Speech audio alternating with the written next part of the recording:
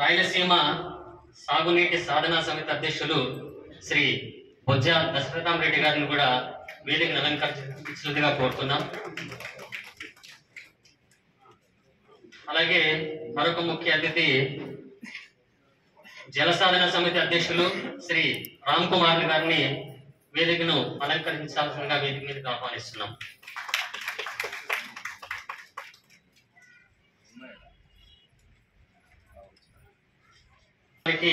ఇచ్చేసినటువంటి రచయిత, సామాజిక కార్యకర్త శ్రీ లోచర్ల విజయభాస్కర్ రెడ్డి గారిని కూడా వేదికను అలంకరించాల్సిందిగా కోరుతున్నాం.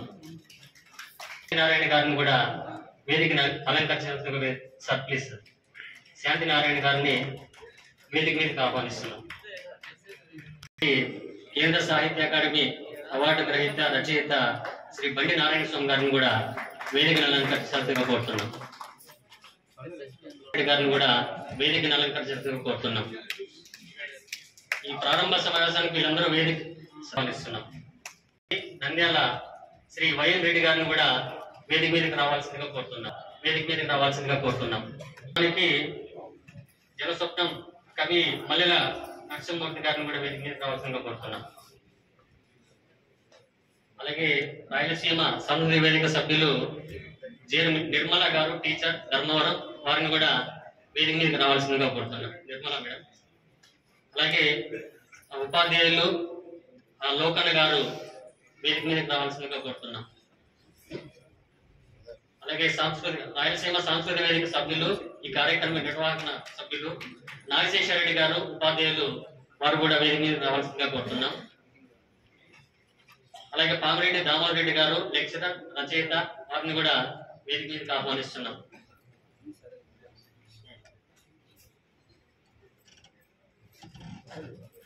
సాంస్కృతిక వేదిక సభ్యులు అందరికీ స్వాగతం. రాయలసీమ సాంస్కృతికోద్యమంలో భాగంగా 2014 రాష్ట్ర విభజన ముందు తర్వాత రాయలసీమ ప్రాంతానికి సంబంధించిన అనేక అంశాలు చర్చకు వచ్చాయి. 2005లో వేమన అధ్యయన అభివృద్ధి కేంద్రం అని చెప్పి మా గ్రామంలో ఒక సంస్థను ఏర్పాటు చేసి ఇప్పటికి 20 ఏళ్ళు వచ్చే సంవత్సరానికి ఆ సంస్థ తరఫున Vemana study and development centre అని చెప్పి దాని ఆధ్వర్యంలో అనేక కార్యక్రమాలు చేసుకుంటూ వచ్చాం.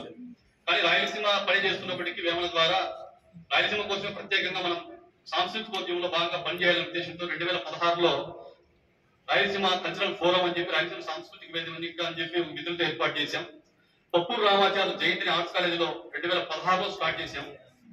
సాధన పత్రిక మీద పనిచేసేందుకు కేంద్ర సాహిత్య అకాడమీ అవార్డు తోటి రాయలసీమ సాహిత్యం వెలుగులోకి వచ్చింది. ఆ పప్పూరు రామాచార్యుల్ని ముందుకు తీసుకొచ్చేటువంటి ప్రయత్నం చేశాం. రాయలసీమ ఆత్మగౌరవ దినం అని చెప్పి రాయలసీమ నామకరణ దినోత్సవాన్ని వెలుగులోకి తీసుకొచ్చి 2016లోనే దాదాపు 70 చోట్ల ఆ నామకరణ దినోత్సవాన్ని చేశాం. పప్పూరు రామాచార్య జయంతిని 24 చోట్ల చేశాం. చికాగో నుంచి కదిరి వరకు అన్ని చోట్ల చేశాం.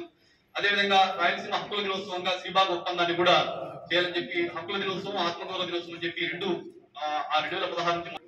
నిజానికి సాంస్కృతికోద్యమం ముందుంటుందా, ప్రజా ఉద్యమం ముందుంటుందా అనేది ఒక పెద్ద చర్చ. తెలంగాణలో చూసినప్పుడు సాంస్కృతికోద్యమమే బలమైన కేంద్రంగా ఉండి ఉద్యమాన్ని రగిలించి ప్రజల్లో చైతన్యవంతం చేసుకుంటూ వచ్చింది.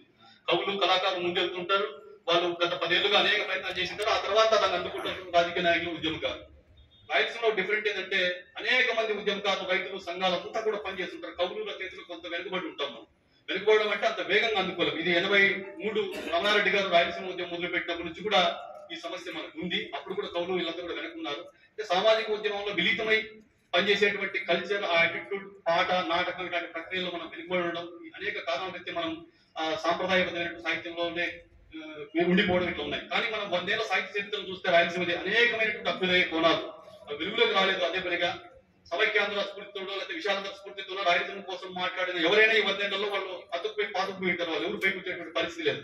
నిజానికి వాళ్ళ రచనలు కూడా పైకి వచ్చేటువంటి పరిస్థితి లేదు. అతి కష్టం మీద జీవితాలను త్యాగం చేసి పప్పూరు రామాచార్య లాంటి వాళ్ళు ఒక 50 సంవత్సరాల పాటు సాధారణ పత్రిక నడిపి ఈ ప్రాంత జీవితాన్ని రికార్డ్ చేయడంతో కనీసం ఏ పుస్తకాలు వచ్చినా ఎవరు రాయలసీమ గురించి మాట్లాడారు, రాయలసీమ ప్రాంతంలో ఏం జరిగిందనే చరిత్ర మనకు బయటకు రాగలుగుతుంది. ఆ ఒక్క పత్రిక రాగలుగుతే రాయలసీమ చరిత్ర లేదు. 1947 ముందు 60 పత్రికలు ఉన్నాయి రాయలసీమలో. దొరుకుతున్నది ఒకే ఒక పత్రిక, సాధారణ పత్రిక. మిగతా పత్రికలు 60 పత్రికలు కనబడతాం. యక్షిని అని చెప్పి మనకి సత్యదూత అని చెప్పి బళ్ళారిలో 1930 ఆ ప్రాంతాల పత్రిక స్టార్ట్ అయినప్పటికీ ఆ పత్రిక ఒకటి కూడా దొరకటం లేదు. అవి ఎందుకు దొరకలేదు అనేది ఒక పెద్ద రాజకీయ కారణాలు ఉన్నాయి. అవి ఎందుకు దొరకలేదో కూడా ఆ కుట్రలు కుతంత్రాలు అవన్నీ కూడా తర్వాత మనం మాట్లాడుకోవచ్చు. ఈ రాయలసీమ సాంస్కృతిక వేదిక ఉద్దేశం రాయలసీమ ప్రాంతంలో కల్చరల్ స్పృహను తీసుకురావాలి, రాయలసీమ ప్రాంతాన్ని ఎలివేషన్ తీసుకురావాలనేటువంటి ఉద్దేశంతో చేశాం. మేము ఉద్యమంలో పనిచేయడం ఒక కీలకమైన పని, అదేవిధంగా సాహిత్య సాంస్కృతిక రంగాల్లో పనిచేయడం రెండవ పని. మొదటగా మేము నీళ్ల కవి సమ్మేళనం, నీళ్లను టాపిక్ గా పెట్టుకుని పెనుగొండలో 2017లో దాదాపు 47 మంది కవులతో పెనుగొండలో మేము ఆ కార్యక్రమం ఏర్పాటు చేశాం. పుట్టపర్తి కేంద్రంగా అక్కడ పెనుగొండలో ఈశ్వరయ్య గారి సహకారం, మిత్రుల సహకారంతో పుట్టపర్తి కేంద్రంగా 2018లో 92 మంది కవులతో లోచర్ల జివాస్ రెడ్డి గారి వారి సహకారంతో అక్కడ మేము పుట్టపర్తిలో 92 మంది కవులతో చేశాం. తర్వాత కదిరి కేంద్రంగా 60 మంది కవులతో 2019లో చేశాం. తర్వాత కరోనా రావడంతో రాయలసీమ సాంస్కృతిక సమ్మేళనం 112 మందితో జూమ్ యాప్ లో చేశాం 2020లో. ఆ తర్వాత 2020లోనే రాయలసీమ పాటల పోటీలు అని చెప్పి ఏర్పాటు చేసి 101 పాటలు రాయించి అప్పిరెడ్డి వెంకటరెడ్డి స్మారకార్థం 10,000 రూపాయలు బహుమతులు ఇవ్వడం జరిగింది. అదేవిధంగా రాయలసీమ కథల పోటీ సింగమేడి నారాయణ గారి పేరుతో 2021లో ఏర్పాటు చేసి 75 కథలు రాపించి వాటికి 10,000 రూపాయలు బహుమతులు ఇవ్వడం జరిగింది. అదేవిధంగా 5వ రాయలసీమ కవి సమ్మేళనాన్ని అంతర్జాలంలో రాయలసీమ జీవ వైవిధ్యం అనేటువంటి అంశంతో దాదాపు అందులో 83 మంది కవులు పాల్గొన్నారు. అదేవిధంగా వికేంద్రీకరణ నేపథ్యంగా 2021లో 30 మంది కవులతోటి జూమ్ అంతర్జాలం చేయడం జరిగింది. అదేవిధంగా రాయలసీమ పద్య పోటీలు అని చెప్పి ఏర్పాటు చేసి ఆశావాది ప్రకాశ్ రావు గారికి స్మారకంగా ఈ పద్య పోటీలు ఏర్పాటు చేసి దాదాపు 100 పద్యాలు, ఒక్కొక్కరు 5 పద్యాలు చెప్తున్నా 500 పద్యాలు రాయడం జరిగింది. ఇక్కడ ఉన్న పెద్దలందరూ కూడా పాల్గొన్నారు. దాదాపు 500 పద్యాలు రాయలసీమ జీవితం ఆధారంగా పద్య సాహిత్యం కూడా వెలుగులోకి తీసుకోవడం జరిగింది. అదేవిధంగా రాయలసీమ విభిన్న వర్గాల అస్తిత్వం, అన్ని వర్గాల ఎస్సీ, ఎస్టీ, బీసీ, మైనారిటీ వర్గాల అస్తిత్వం కోసం వాళ్ళ గురించి ప్రత్యేకంగా ఒక అంతర్జాలంలో 51 మంది కవులతో 2022లో ఏర్పాటు చేశాం. 2023లో గత సంవత్సరం రాయలసీమ చిత్రలేఖన పోటీ అని చెప్పి మన తిమ్మాపురం బాలకృష్ణ గారి స్మారకంగా ఏర్పాటు చేసి 10,000 రూపాయలు బహుమతులు ఇవ్వడం జరిగింది. బయట ఉన్నటువంటి 140 చిత్రాలు అదంతా కూడా పిల్లలు రాయలసీమ ప్రభుత్వం తీసిన చిత్రాలన్నీ కూడా అది తీసుకొచ్చాం. అదేవిధంగా కవి సమ్మేళనం కూడా లాస్ట్ టైం రాయలసీమ కీలక సమస్యలు అని చెప్పి గత సంవత్సరం 50 మందితో ఏర్పాటు జరిగింది. ఈ సంవత్సరం మేము ప్రత్యేకంగా డాక్టర్ ఎంవి రమణారెడ్డి గారి స్మారకంగా నాటకాల పోటీ రాయలసీమ ప్రాంతంలో పాట నాటికను వెలుగులో తీసుకోవాలనేటువంటి ఉద్దేశంతో అది ఏర్పాటు చేసాం. ఈ నెల 22 వరకు టైం ఉంది. దాదాపు ఇప్పటికే 20-30 నాటికలు వచ్చాయి రాయలసీమ జీవితం ఆధారంగా. దానికి 10,000 రూపాయలు బహుమతులు ఇస్తున్నాం. అదేవిధంగా ఈ సంవత్సరం ఇక్కడ ఈ రోజు ఏర్పాటు చేసినటువంటి కవి సమ్మేళనం మెట్టుపల్లి సుదర్శన్ రెడ్డి గారు పొద్దుటూరు కేంద్రంగా ఉంటారు. ఆనాడు రాయలసీమ ఉద్యమంలో 23లో రమణారెడ్డి గారు వాళ్ళందరూ చేస్తున్నటువంటి సంస్థలు ఆయన సపోర్ట్ ఉన్నారు, గ్రామ సర్పంచ్ గా ఉన్నారు. అదేవిధంగా ఆ ప్రాంతంలో కీలకమైనటువంటి వ్యక్తి, గ్రామం అభివృద్ధి జరగాలి, 80లో ఉన్నటువంటి తరం వాళ్ళు ఆలోచనతో ముందుకు పోయినటువంటి వాళ్ళు, సహకార బ్యాంక్ దానికి కూడా అధ్యక్షులుగా ఉన్నారు. వారి కొడుకు మెట్టుపల్లి జయదేవరెడ్డి గారు అని చెప్పి చికాగోలో ఉంటారు. చికాగో సాహిత్య మిత్రులు సంఘం ఏర్పాటు చేసి ఇక్కడ నుంచి ఎవరు పోయినా సరే అక్కడ ఉపన్యాసాలు ఏర్పాటు చేయడం, మాలాటలు అమెరికాకు ఆహ్వానించడం, ఇవన్నీ జయదేవరెడ్డి మరియు తిమ్మాపురం ప్రకాశ్ వీళ్ళిద్దరూ కలిసి చేస్తుంటారు. చికాగో సాహిత్య మిత్రులు అనేక కార్యక్రమాలు రాయలసీమ ప్రభుత్వం ఇక్కడ మనం పిలిపిస్తే అక్కడ చికాగోలో కార్యక్రమం జరుగుతుంది. ఉప్పు రామంచల జయంతి కానీ, శ్రీబాబు ఒప్పందం కానీ ఇవన్నీ కూడా చేస్తుంటారు. తిమ్మాపురం బాలకృష్ణారెడ్డి గారు చిత్తూరు కేంద్రంగా ఉంటారు. కమ్యూనిస్ట్ పార్టీ అభిమాని, ఉమ్మడి కమ్యూనిస్ట్ పార్టీ నుంచి ఆయన పనిచేస్తూ వచ్చారు. అడ్వకేట్, పేదల అడ్వకేట్, గంజి కేంద్రాలు కూడా ఏర్పాటు చేశారు. గొప్ప అడ్వకేట్ గా పేరున్నటువంటి వ్యక్తి. అదే కేసుల్లో కూడా ఉన్నారు ఆయన. విప్లవకారుల మధ్య ఐక్యత కావాలని కోరుకున్నటువంటి వ్యక్తి చిత్తూరు కేంద్రంగా ఉంటారు. వారి కొడుకు తిమ్మాపురం ప్రకాష్ రెడ్డి అని చెప్పి ఆయన కూడా చికాగోలో ఉంటారు. వీళ్ళిద్దరూ కలిసి ఈ కార్యక్రమాలని అక్కడ కోఆర్డినేట్ చేస్తుంటారు. రాయలసీమ ఉద్యమాలు కూడా సమన్వయం చేస్తూ ఉంటారు. ఈ రోజు ఈ కార్యక్రమానికి సంబంధించి దాదాపు 90,000 రూపాయలు ఖర్చు అయింది. మాకు ఈ 90,000 కూడా వాళ్ళు స్పాన్సర్ చేసి ఖచ్చితంగా ఇది చేయండి. ముఖ్యంగా ఈ రాయలసీమ ప్రముఖులనే టాపిక్ గా మేము తీసుకున్నాం. ఎంతో మంది రాయలసీమ ప్రముఖులు వెలుగులోకి రాని వారు. నిజానికి బయట ప్రాంతాలతో వచ్చిన అవార్డులు వాళ్ళతో పోలిస్తే ఈ ప్రాంతంలో పడేటువంటి శ్రమ అంతా ఇంతే కాదు. మీరు శాంతినారాయణ సార్ కానీ, బండినారాయణ సార్ కానీ, శ్రీమణి నారాయణ సార్ కానీ జీవితాన్ని అత్యద్భుతంగా మీరు ఇక్కడే కదా పక్కన బల్లారు ఉన్నటువంటి జోగదల చంద్రశేఖర్ రెడ్డి కానీ ఎంతో మంది రచయితలు మీరు తీసుకుంటే చాలా గొప్ప స్థాయిలో చేస్తూ ఉంటారు. కానీ ఆ వ్యవహారాల్లో మనం నెగ్గకు రాలేం కాబట్టి మన అదృష్టం కొద్ది ఈ మధ్య కాలంలో కొంత ఎలివేషన్ మనకు వస్తా ఉంది. ఇంకా ఎంతో మంది రచయితలు, కవులు, కళాకారులు గత 1000 ఏళ్లలో ఈ రాయలసీమ సమాజం కోసం పనిచేసిన వాళ్ళు ఎంతో మంది ఉన్నారు. వాళ్ళ జీవితాలు, వాళ్ళ వ్యక్తిగత కుటుంబాలు, వాళ్ళ డబ్బులు, వాళ్ళ ఆస్తులు పోగొట్టుకొని మొత్తం త్యాగాలు చేసినటువంటి వాళ్ళు ఉన్నారు. కనీసం ఒక 300-400 మందిని ఐడెంటిఫై చేసాం మేము. కానీ ఇది వ్యాసంగానో లేకపోతే ఇంకో రకంగా రాయడం సులభమైంది, కానీ కవిత్వంలోకి ఒదిగించడం చాలా కష్టమైనటువంటి పని. నిజానికి మా దగ్గరకు వచ్చే వాళ్ళంతా కూడా ఆరితేరిన కవులు గారు, ఇప్పుడు వర్ధమాన కవులు, కొంత మా పట్ల ఆపేక్ష ఉన్న వాళ్ళు, మా మీద గౌరవం ఉన్న వాళ్ళు, ఉద్యమం పట్ల గౌరవం ఉన్న వాళ్ళు వస్తారు. వీళ్ళందరితో ఈ కవిత్వం రాయడం అంటే చాలా కష్టం. ఇది అయినప్పటికీ పట్టుబట్టి ఒక ఉద్యమ స్ఫూర్తితోటి అది సక్సెస్ అవుతామా, దాంట్లో శిల్పం ఉందా, ఎత్తుగడ ఉందా, భాష ఉందా, ఇవన్నీ అనవసరం. కవిత్వం రాయాలని చెప్పి రాపించేటువంటి ప్రయత్నం చేశాం. ఉద్యమంలో పోయే సాహిత్యానికి ఈ కొరతలు ఏమి ఉండవు. ఉద్యమం యొక్క ఆర్తి వినిపించడమే కాబట్టి రాయలసీమ పద్య కవిత్వాన్ని రాయలసీమలో ఉన్నటువంటి ప్రముఖులందరూ కూడా పిలిపించి వాళ్ళ మీద పోయిట్ రాయించాం. మీరు క్రీస్తుపురం 1వ శతాబ్దం కొండకుందాచారులు మొదలుకొని 3 భాగాలుగా ప్రాచీన యుగం, మధ్యయుగం, ఆధునిక యుగం వరకు దాదాపు 140 మంది కవులు, రచయితలు, మేధావులు, శాస్త్రవేత్తలు, రాయలసీమ వికాసం కోసం పనిచేసిన వాళ్ళు వీళ్ళందరినీ గుర్తించి అన్ని కులాలు, అన్ని మతాలు, అన్ని ప్రాంతాలు అన్నదే ఎస్టాబ్లిష్ చేసేటువంటి ఒక ప్రయత్నం చేశాం మేము. ఇందులో భాగంగా రాయలసీమ ప్రముఖులు ఇప్పుడు 140 మంది వచ్చే ఇంకొకసారి మేము ఇంకొక 140 మంది మొత్తం 300 మందిని ఈ ప్రాజెక్ట్ ద్వారా క్లియర్ చేయబోతున్నాం. అదేవిధంగా వచ్చే సంవత్సరం కూడా మేము రాబోయే రోజుల్లో దీర్ఘ కవితల పోటీ వచ్చే సంవత్సరం మేము అనౌన్స్మెంట్ ఇవ్వబోతున్నాం. అదేవిధంగా వచ్చే సంవత్సరం రాయలసీమలో ఉన్నటువంటి ప్రాముఖ్యత ఉన్నటువంటి స్థలాలు ఏవైతే ప్రసిద్ధ స్థలాలు, ఇప్పుడు ప్రముఖ వ్యక్తుల గురించి పెట్టాం, ప్రసిద్ధ స్థలాల గురించి ఒక 200 మంది కవుల్ని వచ్చే 2009వ కవి సమ్మేళనానికి మేము ఏర్పాటు చేయాలనుకున్నాం. మొత్తం ఇప్పటికీ ఈ ఉద్యమంలో భాగంగా ఈ ప్రవాహంలో ఇప్పటికీ 850 కవితలు వ్యక్తులు పిలిపించి వాళ్ళ కవితలు చదివించి ఇవన్నీ మళ్ళీ ఫేస్బుక్ లో, వాట్సాప్ లో, సామాజిక మాధ్యమాల్లో ఉద్యమకారులకు అందించేటువంటి ప్రయత్నం చేసాం. బహుశా ఇంత తక్కువ సమయంలో ఒక 850 కవితలు, వచ్చే సంవత్సరానికి 1000 కవితలు, ఈ 1000 కవితలతో సమగ్రంగా రాయలసీమ సమగ్ర కవి సంకలనం అని చెప్పి 1000 కవితలు పుస్తకంగా తీసుకొచ్చేటువంటి ప్రయత్నం చేస్తున్నాం. కేవలం కవిత్వం వరకు ఆగిపోకుండా రాయలసీమ ఉపన్యాసాలు అని చెప్పి కరోనా టైంలో 50 ఉపన్యాసాలు కూడా మేము ఇప్పించాం.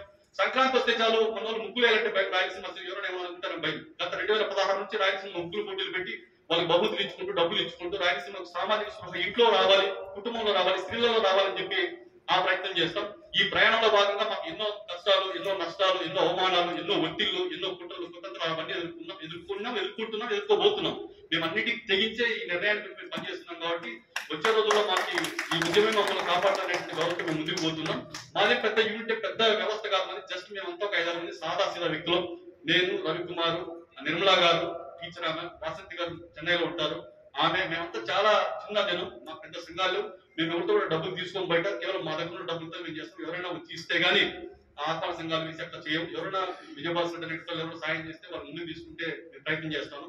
మీరంతా కూడా భవిష్యత్తులో ఈ ఉద్యమాలకు సంబంధించి ఖచ్చితంగా రాయలసీమకు సంబంధించిన స్పృహతోటి మీ రచనల్లో పనిచేయండి. వచ్చే రోజుల్లో మన గురించి ఏం రాశాడనే చర్చ భవిష్యత్తులో స్టార్ట్ అవుతుంది. అస్తిత్వ స్పృహ వస్తుంది భవిష్యత్తులో.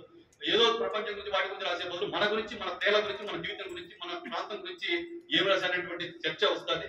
మేము ఒక డిఫరెంట్ పద్ధతి ఏంటంటే, మా పద్ధతి ఈ కవి సమ్మేళనాల్లో మొదట గంట సేపు రాయలసీమ ఉద్యమంలో క్షేత్రస్థాయిలో పనిచేసేటువంటి నాయకులు, ఉద్యమ సంఘాలు వీళ్ళంతా చాలా మంది రావాల్సి ఉంది, వస్తారు. కొంత ఈ రోజు ఆలస్యమైంది. వాళ్ళని బేస్ చేసుకుని వాళ్ళతో వాళ్ళ సాధక బాధకాలు వాళ్ళతో ఒక అరగంట గంట సేపు మాట్లాడించి ఇక్కడ అతిథులు, కీలక అతిథులు అట్లా కాకుండా ఉద్యమ కేంద్రంగా పనిచేసేటువంటి వ్యక్తులు, రాయలసీమ స్పృహతో పనిచేసేటువంటి రచయితలు, పైన ఒక సంఘం, కింద ఒక సంఘం, మధ్యలో ఒక సంఘం అట్లా కాకుండా ఒక స్ట్రైట్ లైన్ రాయలసీమ పట్ల ఒక క్లియర్ కట్ పిక్చర్ ఉన్న వాళ్ళని వేదికలు పిలిపించి మేము వాళ్ళు గౌరవించడం, ఉద్యమ స్ఫూర్తితో మేము చేస్తూ ఉంటాం. ఈ రోజు వేదిక ఉన్న వాళ్ళంతా కూడా వాళ్ళ వంతు వాళ్ళు ఏదో సందర్భంలో రాయలసీమ కోసం ఏదో రకంగా నిలబడేటువంటి వ్యక్తులుగా వాళ్ళు ముందుకు వస్తున్నారు.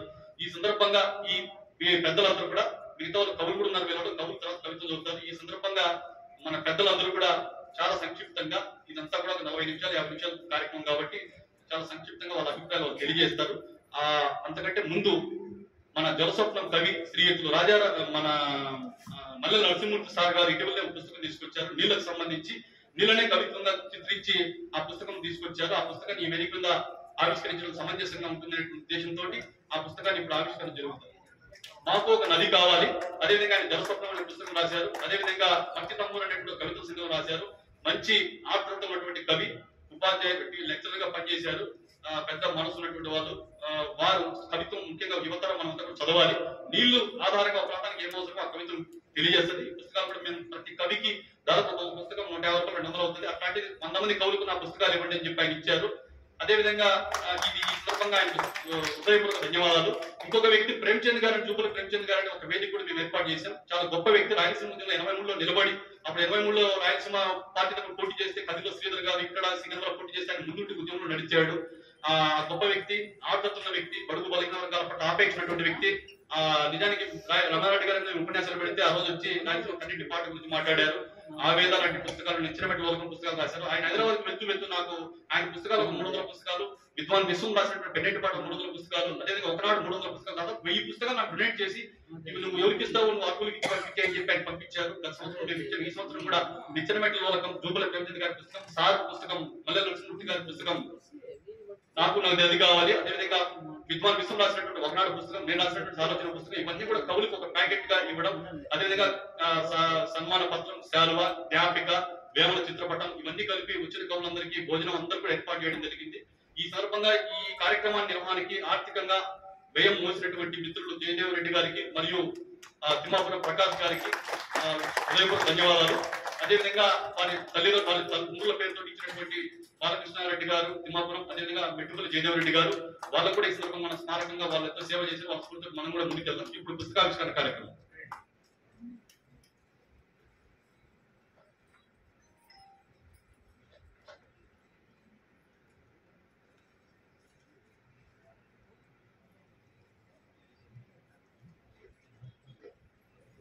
రాయలసీమకు సంబంధించినటువంటి ముఖ్యంగా ఈ దీంట్లో ఎవరిని రాయలసీమలో మిస్ కాకూడదనే ఉద్దేశంతో ఇటీవల వేణుగోపాల్ రెడ్డి గారు కూడా కోవిలకుంట చనిపోయారు. వారికి సందర్భంగా మనం నివాళులు అర్పిస్తున్నాం.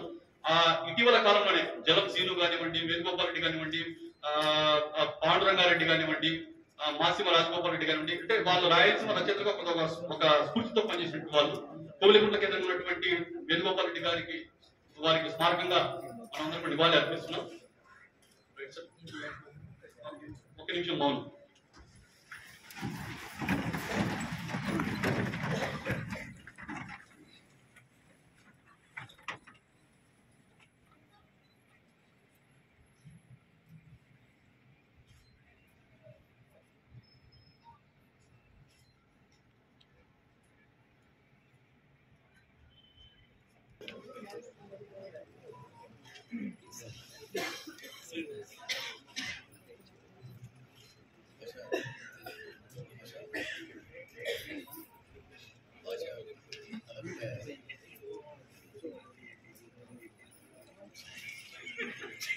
తర్వాత కొత్తపల్లి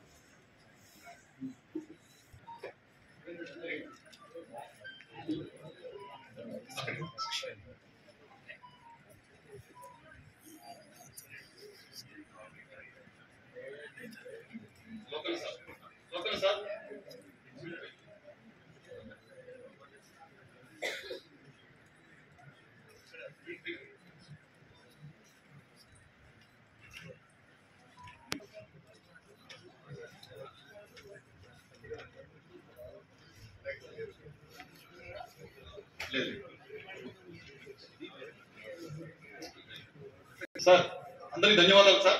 మనకి 11:30 టైం అయింది. వేదిక వేముల అధ్యయన అభివృద్ధి వేదికకు అభినందనలు తెలియజేసుకుంటూ సభాధ్యక్షులు హరినాథ్ రెడ్డి గారికి, వేదిక మీద ఉన్న పెద్దలు రామ్ కుమార్ గారు, శాంతినారాయణ గారు, పట్టి వెంకటస్వామి గారు, మిగతా పెద్దలందరికీ, ఇక్కడ ఉన్న కవితలు చదవడానికి వచ్చిన మహానుభావులకు అందరికీ, నా అక్కలకు, అన్నలకు, తమ్ముళ్లకు అందరికీ నా హృదయపూర్వక నమస్కారాలు. ముఖ్యంగా ఈ రోజు హరినాథ్ రెడ్డి గారి ఆధ్వర్యంలో వేముల అధ్యయన కేంద్రం చేస్తున్న ఈ కార్యక్రమం ఆషామాషి కార్యక్రమం అయితే కాదు. ఆంధ్రప్రదేశ్ లో రాయలసీమ అనే దానికి అన్ని రంగాల్లో గుర్తింపు లేనట్టుగా జరుగుతున్న సందర్భంలో రాయలసీమలో మహానుభావులు పుట్టారు. సాంస్కృతికంగా, సామాజికంగా కూడా ఎంతో గొప్ప కార్యక్రమాలు చేశారు అని చెప్పి రాజయుగం నుండి, మధ్యయుగం నుండి ఈ రోజు వరకు చేస్తున్న గొప్ప వ్యక్తులను ప్రపంచానికి పరిచయం చేసే కార్యక్రమంలో మీరందరూ భాగస్వాములు అవుతూ ఈ కార్యక్రమం నిర్వహిస్తున్నందుకు మీకు అందరికీ అభినందనలు తెలియజేసుకుంటున్నాం. ఈ సందర్భంలో కవితలు, కథలతో పాటుగా ఈ రోజు సామాజిక గతంలో జరిగిన గొప్ప వ్యక్తుల యొక్క విశేషాలను సమాజం ముందు ఉంచుతూనే ఈ రోజు ప్రభుత్వాలు ఏ విధంగా పనిచేస్తున్నాయి, ఈ విధంగా విజన్ డాక్యుమెంట్ 2047 అంటున్నారు, వికసిత్ భారత్ అంటున్నారు. ఇందులో రాయలసీమకి ఏమైనా స్థానం ఉందా అనే దాని మీద కూడా మనం ఒక్కసారి ఇక్కడ ఉన్న గొప్ప వ్యక్తులందరూ కూడా దృష్టి పెట్టాలని కోరుకుంటున్నా.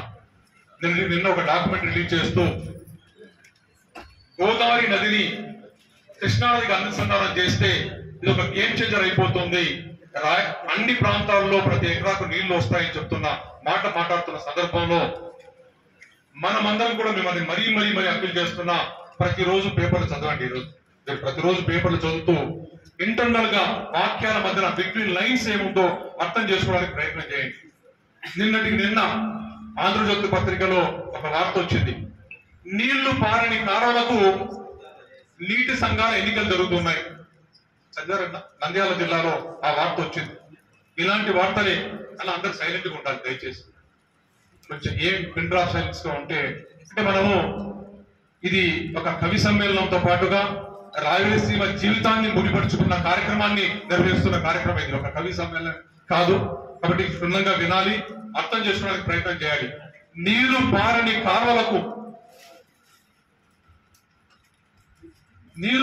కాలువలకు ఎన్నికలు జరుగుతున్నాయంటే 25 సంవత్సరాల నుండి నీరు పారని కాలువలు ఉన్నాయని చెప్పి నంద్యాల జిల్లా రాశారంటే 25 సంవత్సరాల కంటే ఇంకా ఎక్కువ సంవత్సరాల నుండి నీళ్లు పారని కాలువలు అనంతపురం జిల్లాలో ఉన్నాయి, కడప జిల్లాలో ఉన్నాయి, చిత్తూరు జిల్లాలో ఉన్నాయి. మరి ఇక్కడికి ఎన్నికలు జరుగుతున్న సందర్భంలో ఎన్నికలు ప్రభుత్వం ఏ లక్ష్యంతో చేస్తూ ఉంది అంటే ఆ కాలంలో పరిశుభ్రం చేస్తూ అందులో నీరు పారించడానికి చేస్తూ ఉందా, పదులు పంచడానికి చేస్తూ ఉందా? లక్ష్యం అయితే నీటి ఎన్నికలు జరపడం వల్ల నీటి నిర్వహణ బ్రహ్మాండంగా చేస్తామంటున్న సందర్భంలో మన ఆలోచన కూడా అటువైపు ఉండాలి, మీ సాహిత్యం దృష్టి కూడా అటువైపు ఉండాలి. మీరు రాసే సాహిత్యం కానీ, మీరు రాసే కథలు కానీ, నాటకాలు కానీ చరిత్రను చూసుకుంటూనే ఈ రోజు జరుగుతున్న వర్ధమానంలో జరుగుతున్న అంశాల మీద కూడా లోతైన విశ్లేషణ చేసుకుంటూ చేయకపోతే మాత్రం రాయలసీమ భవిష్యత్తు లేదు. ఆ భవిష్యత్తు కలిగజేసినప్పుడు మీరు కూడా భాగస్వామ్యం కావాలని కోరుకుంటున్నా. ఈ సందర్భంలో రాయలసీమలో 90 లక్షల ఎకరాల వ్యవసాయజ్ఞమైన భూమి ఉంటే అంటే ఆంధ్రప్రదేశ్ లో ఉన్న వ్యవసాయజ్ఞ భూమిలో 42% భూభాగం ఉన్న రాయలసీమలో ఈ రోజు కేవలం 9% భూభాగానికి మాత్రమే నీళ్లు పారుతూ ఉన్నాయి. అంటే పెద్ద ప్రాజెక్టుల ద్వారా 22 లక్షల ఎకరాల 22% భూభాగానికి అంటే 20 లక్షల ఎకరాలకు నీళ్లు పారేలాగా ప్రాజెక్టులు కడితే కేవలం 8 లక్షల ఎకరాలకి నీళ్లు పారుతూ ఉంటే మిగిలిన ప్రాజెక్టులంతా కూడా నీరు రాని పరిస్థితి ఉంది. ఈరోజు అనంతపురం జిల్లాలో తుంగభద్ర డ్యాం నిండి కన్నయ్య నాయుడు గారు వచ్చి ఆ గేట్లు పెట్టిన తర్వాత కూడా పొంగి పొరలి ప్రవహించిన 100 రోజుల తర్వాత 28వ డిస్ట్రిబ్యూటర్ లో రైతులంతా కొట్లాడుకుంటున్న వార్త నేను చూశాను. ఎందుకు కొట్లాడుతున్నారు? అయ్యా మా పంటలు వెళ్ళిపోతున్నాయి, మా కాలువకే నీళ్లు వదలాలని చెప్పి ఒక ఊరి వాళ్ళు వచ్చి అక్కడ గొడవ చేస్తుంటే మీ పంటల సంగతి ఏంటో అయ్యా, నా గొంతు ఎండిపోతుంది, తాగడానికి నీళ్లు లేవని చెప్పి ఒక గ్రామం నుండి కొట్లాడుతుంటే అలాంటి పరిస్థితి వార్తలు వచ్చినప్పుడు మీరు చదివి దాన్ని విశ్లేషణ చేసుకోవాల్సిన అవసరం ఉంది.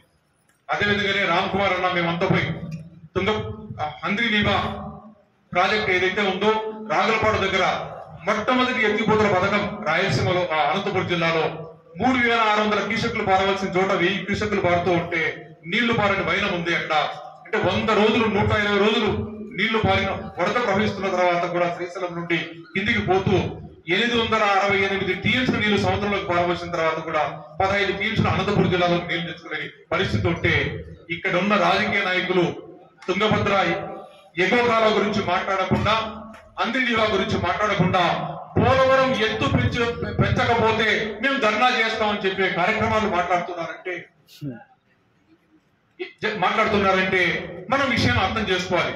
అంటే రాజకీయ నాయకులు భావజాలంతో అంటే పోలవరమే జీవనాడి, పోలవరం కడితే అన్ని జరుగుతాయన్న ఒక భావజాలాన్ని స్పష్టంగా అటు పాలకులు ఎక్కిస్తున్న నేపథ్యంలో ఇక్కడ మన ప్రాంతంలో మనం ఎన్నుకున్న నాయకులు లేదా మనం ఓడించిన నాయకులు కూడా పోలవరం ఎత్తు గురించే మాట్లాడుతున్నారంటే భావజాలం ఎంత స్పష్టంగా మన మైండ్లలోకి ఎంత ఎక్కించారో మనం అర్థం చేసుకోవాలి. పోలవరం కట్టుకున్నా కూడా రాయలసీమ బాగుపడదు. రాయలసీమలో ఉన్న 20 లక్షల ఎకరాలకు ఉన్న నీరు ఈరోజు సమృద్ధిగా రాయలసీమ గుండా ప్రవహిస్తున్న ఆ నీరంతా శ్రీశైలం దాటి కిందికి పోతూ ఉంటే ఈ నీటిని నిలబెట్టుకోవడానికి కావాల్సిన నిర్మాణాలు చేపట్టకుండా పాలకులు ఒక భావజాలం గోదావరిని అనుసంధానం చేస్తే కృష్ణానదికి తీసుకొస్తే రాయలసీమ బాగుపడుతుందన్న ఒక భావజాలాన్ని మన మీద ఎక్కిస్తున్న సందర్భంలో ఈ రోజు గొప్ప వాళ్ళందరూ మీరు వచ్చారు. రాజయుగం నుండి మధ్యయుగం నుండి ఈ రోజు వరకు జరిగిన గొప్ప నాయకుల యొక్క జీవిత చరిత్రలన్నీ కూడా ఒకసారి తిరగవేసి వాళ్ళ చరిత్రలు వాళ్ళు చేసిన గొప్ప పనులు సమాజం ముందున్న నేపథ్యంలో ఇంత గొప్ప పని చేస్తున్న వాళ్ళు మిమ్మల్ని చివరిగా చిన్న అప్పీల్ చేస్తున్నది, ఈ రోజు మన మీద రుద్దుతున్న ఈ భావజాలాన్ని ఎదుర్కొనడానికి మనమంతా కూడా సంఘటితంగా పోరాడాల్సిన అవసరం ఉంది. ఈ సంఘటితంగా పోరాడడం కోసం, ఈ సంఘటితంగా కార్యక్రమం చేపట్టడం కోసం మీరు ఆలోచన చేయాల్సిన అవసరం ఉంది. పత్రికల్లో రాస్తున్న వార్తల్లో యథార్థం ఎంత ఉంది? పత్రికలు ఏం రాస్తున్నాయి? కృష్ణానదిలో నీళ్లు లేవా? కృష్ణానది ఎండిపోయిందా? 2019 నుండి ఈ రోజు వరకు 6 సంవత్సరాలలో 5 సంవత్సరాలు దాదాపుగా ప్రతి సంవత్సరం 500 నుండి 1100 టీమ్స్ సముద్రంలోకి పారబోస్తే మనకి 20 లక్షల ఎకరాలకు ప్రాజెక్టులు కడితే కేవలం 8 లక్షల ఎకరాలకి నీళ్లు తీసుకున్నాం. అన్న భావనలో ఉన్నాం.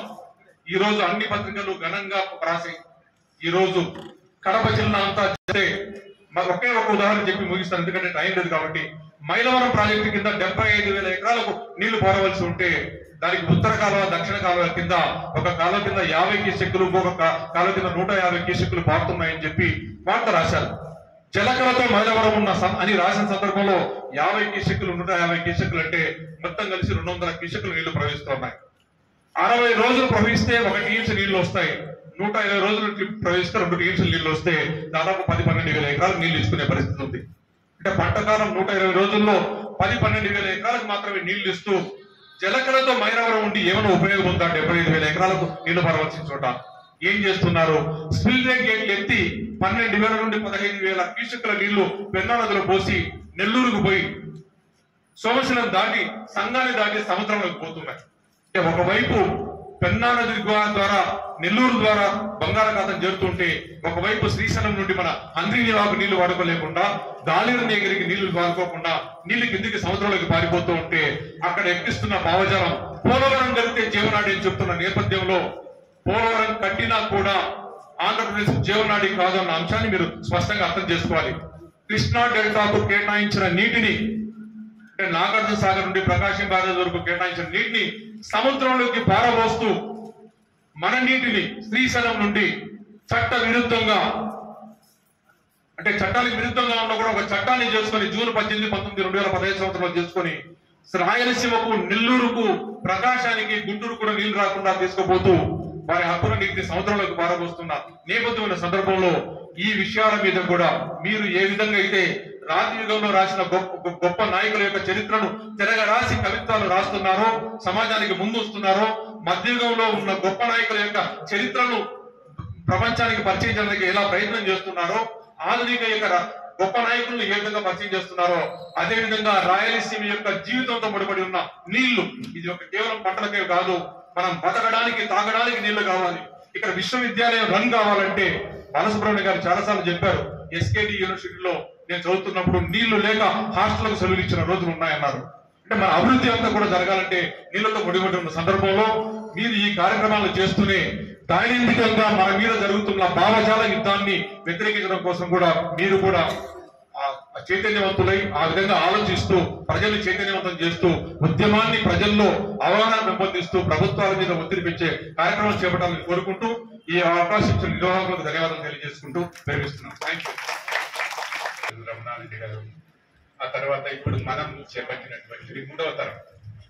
సో ఈ 3వ తరంలో మనకు చాలా స్పష్టత వచ్చింది ఏం కావాలని. అంటే రకరకాలుగా జరిగిన విభజనల్లో మనదైనటువంటి కొంత ప్రాంతాన్ని తమిళనాడుకు, కొంత ప్రాంతాన్ని కర్ణాటకకు, కొంత ప్రాంతాన్ని తెలంగాణకు ఈ విధంగా వదిలేసుకోవడం వల్ల ఈ రోజు మిగిలినటువంటి ఈ చిన్న ప్రాంతమే రాయలసీమ అని భ్రమపడుతున్నాం. సో ఒక సాంస్కృతిక రాయలసీమ అని తీసుకున్నప్పుడు సో మనం ఎక్కడ మన గండికోట నుంచి వలసపోయినటువంటి పాలకులు, వారి వెంట వెళ్ళినటువంటి ప్రజలు, డంకనికోట, కృష్ణగిరి, కోసూరు, బెంగళూరు రూరల్, బెంగళూరు, చిన్నబలాపురం, పెద్దబలాపురం, గౌరీబిదనూరు, బాగేపల్లి, ఇట్లా తుమ్కూరు, ఈ పక్క నుంచి పావుగడ, పల్లారి, రాయచూరు, ఇవన్నీ కూడా మనకు సంబంధించినటువంటి ప్రాంతాలు. సాంస్కృతికంగా ఇవన్నీ పోగొట్టుకున్నాం. వాళ్ళు ఈ రోజు కూడా తెలుగే మాట్లాడుతున్నారు, తెలుగులోనే పుస్తకాలు రాస్తున్నారు, తెలుగులోనే కవితలు రాస్తున్నారు. మనం అంటే ఎంత అభిమానం అంటే ఇక్కడ ఉన్నటువంటి వాళ్ళకు మనకు అంత అభిమానం చూపిస్తారు. అదేవిధంగా ఇప్పుడు మనకు కావాల్సినటువంటి నీళ్లు ఎక్కడి నుంచి రావాలి అంటే కృష్ణా నది నుంచి రావాలి, లేదా తుంగభద్ర నది నుంచి రావాలి, లేదా పెన్న నది నుంచి రావాలి. పెన్న నది నుంచి ఉన్నటువంటి నీళ్లు చాలా తక్కువ. రావాల్సిన తుంగభద్ర, కృష్ణ నుంచి 100 టీఎంసీలను బంగాళాఖాతంలో కలుపుతున్నారు. ఆ కలుపుతున్నటువంటి మాటను మధ్యపెట్టి గోదావరి నది మీద పోలవరం కట్టినట్లయితే రాయలసీమకు నీళ్లు వస్తాయి అని చెప్తున్నారు. సో గోదావరికి రాయలసీమ నీటికి ఎలాంటి సంబంధము లేనటువంటి అంశం. రావాల్సిన నీరంతా కూడా మనకు శ్రీశైలం డ్యామ్ నుంచి వెనక భాగం నుంచి తీసుకోవాలా. ఈ తీసుకోవడానికి 1988లో అప్పుడు ముఖ్యమంత్రిగా ఉన్నటువంటి నందమూరి తారక రామారావు గారు వేసినటువంటి పునాది రాళ్ళు ఏవైతే ఉన్నాయో వాటి ద్వారా మొదలైనటువంటి హంద్రీనీవా గాని, కోతిరెడ్డిపాటి నుంచి వచ్చేటువంటి గాలేరు నగరి, ఆ నది జలాల నుంచి వచ్చేటువంటి కాలువలు గాని 36 సంవత్సరాలైనా ఎందుకు పూర్తి కాలేదు? మొత్తం డబ్బంతా మేము పోలవరానికి ఖర్చు పెట్టి పోలవరాన్ని 2027 లోపల పూర్తి చేస్తాము, పట్టిసీమను పట్టుబట్టి 1 సంవత్సరంలో పూర్తి చేసి అక్కడ పని చేసినటువంటి కాంట్రాక్టర్ కు బోనస్ ఇవ్వడం అనేటువంటిది జరిగింది. మరి రాయలసీమలో ఉన్న ప్రాజెక్టులను ఆ విధంగా టైం బౌండ్ ఒక కాల పరిమితి విధించి ఆ కాల పరిమితిలో పూర్తి చేసి ఈ ప్రాంతానికి నీళ్లు ఇస్తామని ఎందుకు చెప్పడం లేదని అడుగుతున్నాం. ఇప్పుడు హంద్రీనీవా నుంచి మాత్రమే నీళ్లు రావడానికి ఉంది అవకాశం అనంతపురం జిల్లాకు. ఆ కాలువను 10,000 క్యూసెక్కులకు కానీ 20,000 క్యూసెక్కులకు కానీ పెంచండి. ఆ విధంగా పెంచినప్పుడే కృష్ణా నదిలో వరద ఉన్న 40 రోజుల్లో నీళ్లు తీసుకోవడానికి వీలవుతుంది. లేకపోయినట్లయితే ఆ నీళ్లు 500 టీఎంసీలకు పైబడి బంగాళాఖాతంలో కలుస్తాయి. కానీ కరువు నెలగా ఉన్నటువంటి రాయలసీమకు అనంతపురం జిల్లాకు ఆ నీరు రావడానికి అవకాశం లేకుండా పోతుంది అని చెప్తున్నాం. కానీ ఈ సంవత్సరం మీరంతా గమనించారో లేదో, ఒక పెద్ద కుట్రాంశం ఈ రోజు తీసుకొచ్చారు బడ్జెట్ లో. హంద్రీనీవాకు 1850 కోట్ల రూపాయలు కేటాయించారు. ఎందుకు కేటాయించారంటే కాలువ వెడల్పు చేసి నీటిని అధికంగా తీసుకోవడానికి, అధికంగా వచ్చిన నీటిని నిలువ చేయడానికి కావాల్సిన రిజర్వాయర్లను, డ్యాములను కట్టడానికి కాదు. ఆ కాలువకు ఇప్పుడు ఉన్నటువంటి దాన్ని సీల్ చేయడానికి అటుపక్క ఇటుపక్క పూర్తిగా లైనింగ్ వేసి దాన్ని ఇంకా ఏ విధంగానూ వెడల్పు చేయడానికి అవకాశం లేకుండా చేయడం కోసం చేసినటువంటి ఒక కుట్ర కార్యక్రమం ఇది. అంటే మనం కాలువ వెడల్పు చేసి ఎక్కువ నీళ్లు తీసుకురావండి అని మనం అడుగుతున్నటువంటి సందర్భంలో ఇంకా అవసరం లేదు, మీకు ఆ కాలువకు ప్యాకేజ్ చేస్తున్నాము అని చెప్పేసి చేయడం అనేటువంటిది ఎంత పెద్ద కుట్ర అంశమో, ఏ విధంగా మనం స్పందించాలో జాగ్రత్తగా ఆలోచించుకోవాల్సినటువంటి అంశం. ఆధునీకరణ చేసి పూర్తి చేయాల్సినటువంటిది హెచ్ఎల్సి కాలువ. కర్ణాటక ప్రాంతానికి సంబంధించినంత వరకు దాన్ని పూర్తి చేశారు. మన ఆంధ్ర ప్రాంతంలో అంటే 105 కిలోమీటర్ నుంచి తుంగభద్ర డ్యాం నుంచి మొదలైతే తిరిగి మనకి ఇప్పుడు కనకచర్ల డ్యాం వరకు రావాల్సినటువంటి కాలువకు వేయాల్సినటువంటి లైనింగ్ మాత్రం వేయడం లేదు. ఆ కాలువ ఎప్పుడు తెగిపోతూనే ఉంటుంది, నీరు మాత్రం కర్ణాటకలోనే ఆగిపోతూ ఉంటుంది. ఎందుకంటే ఆ విధంగా నీరు రావడానికి అవకాశం లేకుండా చేస్తున్నారు. కాబట్టి లైనింగ్ వేయాల్సిన దానికి లైనింగ్ వేయడం లేదు, వెడల్పు చేయాల్సిన దానికి లైనింగ్ వేస్తామనేటువంటిది చెప్తున్నారు. సో ఈ 2 అంశాలు గమనించినట్లయితే నీళ్లు ఏ విధంగా మనకు రావాలి అని ఆలోచించడానికి ఒక అంశం మీ ముందు ఉంటుంది. తర్వాత కవితలకు సంబంధించి నేను పెద్ద కవిని కాదు కానివ్వండి, రెడ్డి గారికి, అలాగే వేదిక మీద ఉన్నటువంటి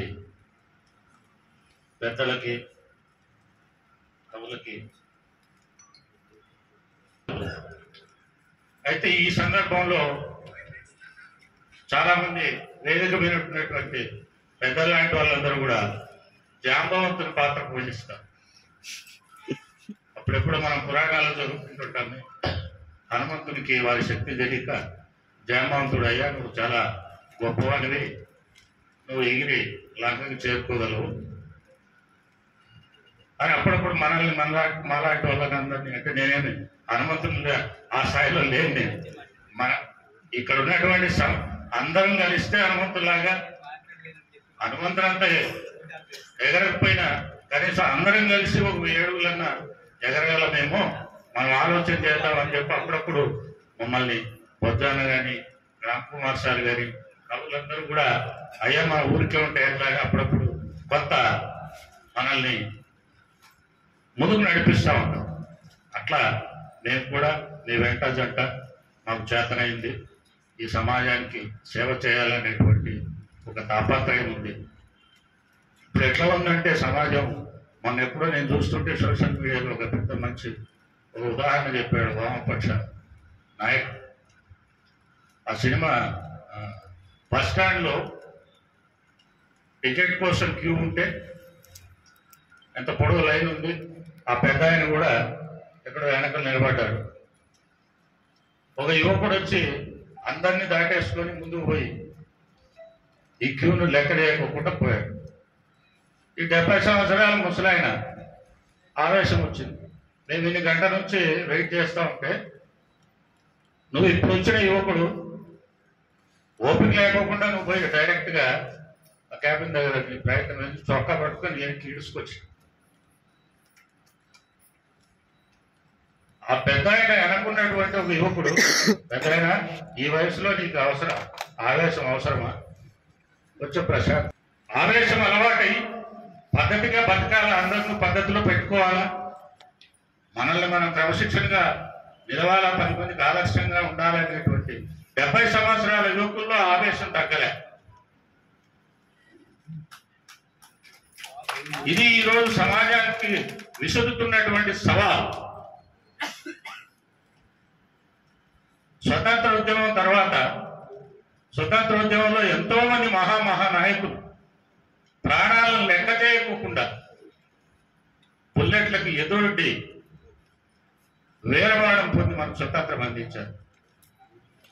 ఆ తర్వాత కాలంలో కూడా సమాజం గతి తప్పి, పాలకులు గతి తప్పి దోపిడీని ఇష్టారాజ్యంగా చేస్తుంటే మరో రకమైనటువంటి నాయకులు ఆ రోజు కవిత్వంతో మనల్ని మనం పక్కవాడు మన భారత్లో వేసి మేలు జరిగింది. ఆ పోరాటాల ద్వారా సంస్కరణలు వచ్చాయి.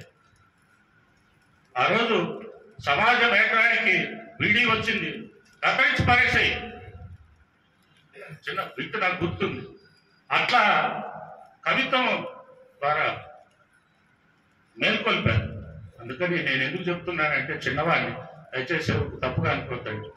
మనం కవులం, వారి రచనలు ఈరోజు చాలా సమాజానికి అవసరం. ప్రపంచ సంతలో ఈ యువకుల్ని సరుకుగా చేసి సామ్రాజ్యవాదులు, పారిశ్రామికవేత్తలు వాళ్ళని సరుకుగా వేపుకు తింటున్నారు, బానిసల్లాగా చేస్తున్నారు, వాళ్ళ ఆలోచనలు చంపేస్తున్నారు, వారి యొక్క ధర్మాన్ని చూడకుండా వాళ్ళు సమాజానికి పనిచేయకుండా చేస్తున్నారు. వారిని తట్టి లేపడం అనేది ఈరోజు మన సమాజం ముందున్న కవులకు, కళాకారులకు, మేధావులకు ఈరోజు ఉన్నటువంటి ఒక సవాలుగా నిలబడింది. దయచేసి మీరందరూ కూడా అట్లాంటి సాహిత్యాన్ని అందించి మరో పోరాటానికి, సమాజానికి మంచి చేయాలనేటువంటి ఉద్దేశంతో మీరు గొప్ప మనసుతో వచ్చినారు. మీ అందరికీ నమస్కారాలు తెలుపుకుంటే అవకాశం ఇచ్చే పెద్దలకు ధన్యవాదాలన్నా. వేదిక మీద ఉన్న కవులే ఉన్నారు కాబట్టి కవులు మాట్లాడుతున్నారు, కవులు మాట్లాడతారు. ముగ్గురు ఉన్నారు పెద్దలు, బ్రీఫ్ గా మాట్లాడతారు. ముఖ్యంగా పెద్దలు పడినారాయణ సంసార్ గారి సందర్భంగా మన సందేశం అక్కడే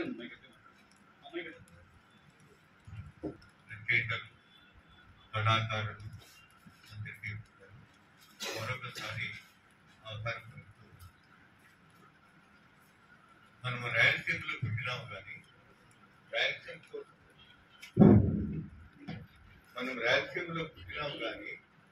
రాయలసీమ కోసం ఇంతవరకు ఒక ఉద్యమం కూడా మనం చేసుకోలేదు. ఒకసారి మీకు వేరుగా భావించుకో, మనం ఏ ఉద్యమంలో పాల్గొన్నామో భావించుకో. మొట్టమొదట ఆంధ్ర రాష్ట్రం కోసం ఉద్యమం జరిగింది. ఆంధ్ర రాష్ట్రం కోసం ఉద్యమం జరిగితే మన పప్పూరి రామాచార్యులు, రామకృష్ణారెడ్డి ఇటువంటి వాళ్ళందరూ కూడా మేము రాయలసీమలో చేరమయ్యా అని చెప్పినారు. మనం ఆంధ్ర రాష్ట్రంలో చేరడానికి మనకు ఉద్దేశమే లేదు. కానీ ఆంధ్ర రాష్ట్రం కోసము వాళ్ళు విజయవాడలో ఉద్యమం మొదలైతే మనం కూడా ఉద్యమం ఆంధ్ర రాష్ట్ర ఉద్యమము మంది కాదు. మనం ఆంధ్ర రాష్ట్ర ఉద్యమంలో మనం పాల్గొన్నాం. విశాలాంధ్ర ఉద్యమం వచ్చింది. విశాలాంధ్ర ఉద్యమంలో చాలా అమాయకంగా పాల్గొన్నాం మనం. ఆంధ్ర రాష్ట్రంలో ఉద్యమంలో మనం పాల్గొనడం వల్ల, రాయలసీమ ఆంధ్ర రాష్ట్రంలో చేరడం వల్ల మనం లాభం పొందినామా, నష్టం పొందినామా అంటే, మనం ఆంధ్ర రాష్ట్రంలో చేరడం వల్ల కృష్ణా నీళ్లను కోల్పోయినాం. 400 TMPల కృష్ణా నీళ్ళని రాయలసీమ కోల్పోయింది. ఎందుకు? ఆంధ్ర రాష్ట్ర ఉద్యమం చేయడం వల్ల, ఆంధ్ర రాష్ట్రంలో చేరడం వల్ల. అది ఎట్లాగో మీరు విచారించుకోండి పక్కన. ఆ తర్వాత 1956లో విశాలాంధ్ర ఉద్యమం జరిగింది. చాలా అమాయకులు మన కవులంతా పండగ చేసుకున్నారు. ఎక్కడ పాలమూరులో డాక్టర్స్ వాళ్ళంట, వీళ్ళంట, మన ఆరుద్ర, వీళ్ళందరూ కూడా అక్కడ పండగ చేసుకున్నారు. ఆ విధంగా మనము 56లో మనం విశాలాంధ్ర ఉద్యమంలో పాల్గొన్నాం. అమాయకులు విశాలాంధ్ర ఉద్యమం వల్ల ఏం జరిగింది? విశాలాంధ్ర చేయడం వల్ల మనము ఆ పోరాటంలో మనం ఉన్న రాజధాని కర్నూలు ఉంటే కర్నూలు రాజధాని కోల్పోయి హైదరాబాద్కి ఇచ్చేస్తాం. అంటే మరి మళ్ళీ మనము విశాఖ ఉక్కు కోసం పని చేసినాం. విశాఖ ఉక్కు మా జన్మ హక్కు అని ఇక్కడ రాయలసీమలో ఉద్యమం చేసినాం. ఆ తర్వాత ఇక్కడ జయాంధ్రం కాకాని వాళ్ళంతా జయాంధ్ర మూవ్మెంట్ చేస్తా ఉంటే పుత్తూరులో మనం కూడా జయాంధ్ర అన్నాం. మనం కూడా రాయలసీమ వాళ్ళు కూడా మన కోసం ఇంతవరకు ఒక ఉద్యమం చేసుకోవాలి. కనీసం మన తరపులో మనం మేల్కొన్నాం. మన పూర్వులు రాయలసీమ కోసం పని చేస్తారు కానీ ఇప్పుడున్నంత అవేర్నెస్, ఇప్పుడున్నంత జాగృతి అప్పట్లో మనకు కొంతవరకు లేదు పాపం. కానీ ఇప్పటికంటే అప్పటికి బాగుంటుంది. కాబట్టి మనం ఆ భావం వాళ్ళ నుంచి నేర్చుకుందాము.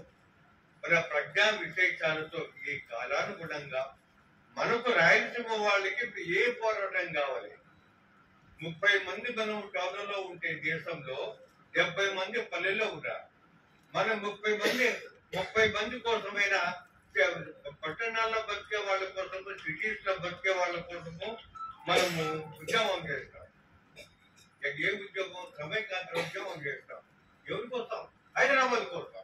హైదరాబాద్ ఏం తీసుకుంటాడు? రైతు నాకుంటాడు అవడు. హైదరాబాద్ శాంతి నాకుంటాడు అవడు. మనకి నీళ్లు కాదు పంట పండించడానికి. హైదరాబాద్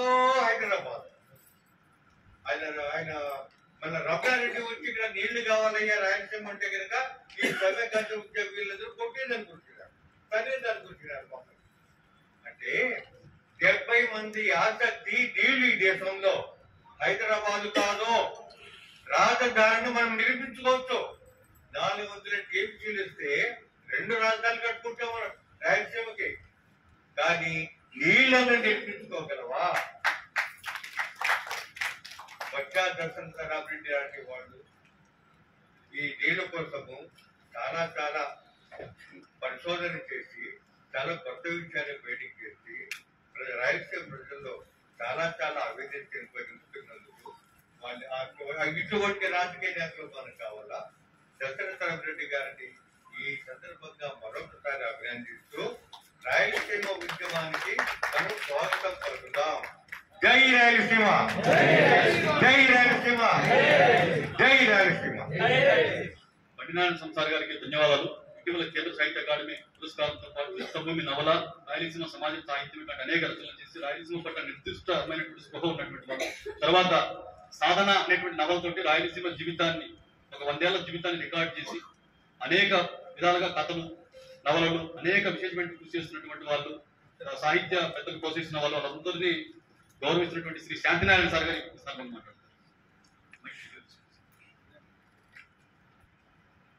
రాయలసీమ అస్తిత్వ నేపథ్యంగా రాయలసీమ మహాకవి సమ్మేళనాన్ని ఏర్పాటు చేసినటువంటి అప్పిరెడ్డి గారికి, వేదిక మీద ఉన్న పెద్దలకు, ఈ సమావేశానికి రాయలసీమ నలుమూలల నుంచి విచ్చేసినటువంటి కవులందరికీ నమస్కారాలు. నిజంగా